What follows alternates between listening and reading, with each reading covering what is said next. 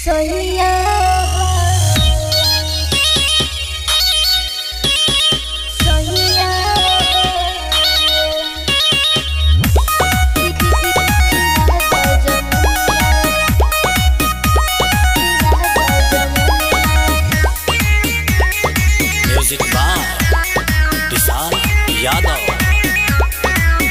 काहे भोरे से बाड़ू किसी आइल हो, खाना बिना बलई का भूखाइल हो। काहे भोरे से बाड़ू किसी आइल हो, खाना बिना बलई का भूखाइल हो। कौन बात बा बता दो ये रनिया, कौन बात बा बता दो ये रनिया, रनिया रनिया।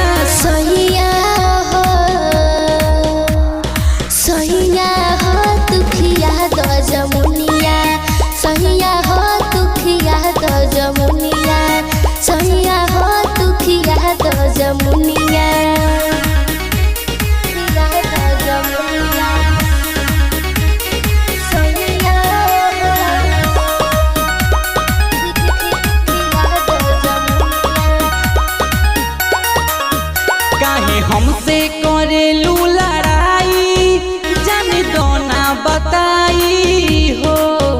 जौन तोहरा के ये धन चाही, हम दे हबले आई हो, हम दे हबले आई हो। तू तो कर लये रजवादा, पल भर में बदली इरादा। सच बतिया कहेल न दादा, झूठे बतिया रहे तो हर जादा। कोरोना जिद सुनाए हमर धनिया, कोरोना जिद सुनाए हमर धनिया, धनिया धनिया।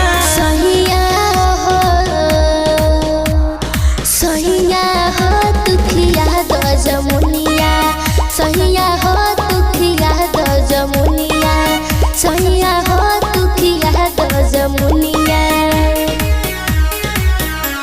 खिया दो जमुनिया। सैया हो